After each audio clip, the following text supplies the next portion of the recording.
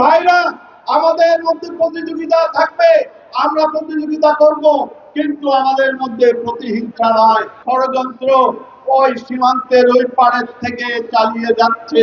ভাই বন্ধুরা, সংস্কার আমরা আজকে সভা করছি দ্রব্যমূল্য নিয়ে, আমরা সভা করছি নির্বাচনী রোড ম্যাপ নিয়ে, আমরা সভা করছি আইন শৃঙ্খলা নিয়ে। যেই সবাই করি না কেন, বাস্তবতা হলো এই,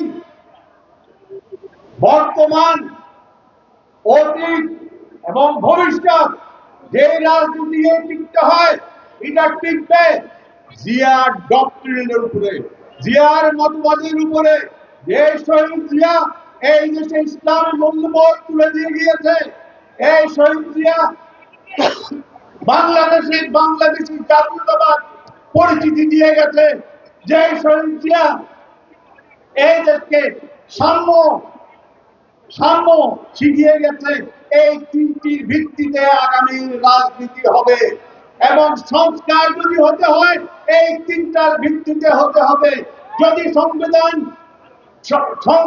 সংস্কার করতে হয় এই তিনটা মূল স্তম্ভের ভিত্তিতে হতে হবে। এই দেশের শতকরা 92 জন মুসলমান তো মূল্যবোধ শহীদ জিয়া সূচনা দিয়ে গেছে, বাংলাদেশে জাতীয়তাবাদের পরিচিতি দিয়ে গেছে শহীদ জিয়া। বাংলাদেশ জিন্দাবাদ, শহীদ জিয়া। তো আজ আপনাদের আমরা যারা ঘেনে আছি, এই শহীদ জিয়ার মূল্যবোধ যেগুলো আপনাদের সামনে আমি আজকে তুলে ধরেছি, এটা আমরা গ্রামে গঞ্জে এই কথাগুলো তুলে ধরবো। যেই সংস্কারই হোক না কেন, যেই সংবিধান রচনা হোক না কেন, যেই সংবিধান লেখা হবে, এই তিনটা মূল্যবোধের ভিত্তিতে লিখতে হবেই হবে। আন্দোলন আপনারা প্রস্তুত থাকুন, এখানে সবকিছু শেষ হয়ে যায়নি, আরো আমাদের কাছে ত্যাগ স্বীকার করতে হবে। ষড়যন্ত্র ওই সীমান্তের ওই পাড়ের থেকে চালিয়ে যাচ্ছে।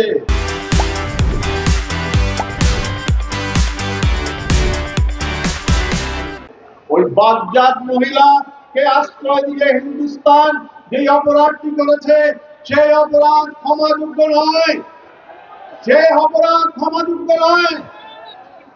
প্রত্যেক দিন কিছু বুঝলাম না, দেশে একটি পরিবর্তন আসছে, রাস্তাঘাট বন্ধ কেন? এত দাবি দাবা উঠতেছে, এই দাবি দাবা প্রত্যেকে উঠতেছে, আমি ভাইরা বুঝি না। ডেইলি কেউ না কেউ দাবি দাবা নিয়ে রাস্তায় বসে পড়ছে। এই সকল ষড়যন্ত্র সীমান্তের ওই পাড়ের থেকে আসছে। সতর্ক হয়ে যান। যদি এই দেশকে টিকিয়ে রাখতে হয়, এই দেশের স্বাধীনতা সার্বভৌমত্ব যদি রক্ষা করতে হয়, বাংলাদেশি জাতীয়তাবাদের ভিত্তিতে রক্ষা করতে হবে।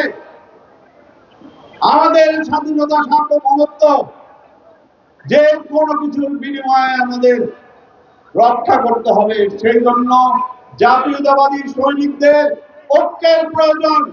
আজকে একটা দলের মধ্যে প্রতিযোগিতা থাকে, প্রতিহিংসা নয়, আমাদের মধ্যে প্রতিযোগিতা থাকবে, নিতান্তই স্বাভাবিক।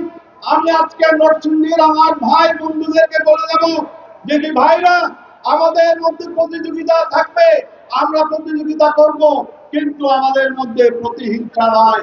প্রত্যেকটি দলে সেটা থাকে।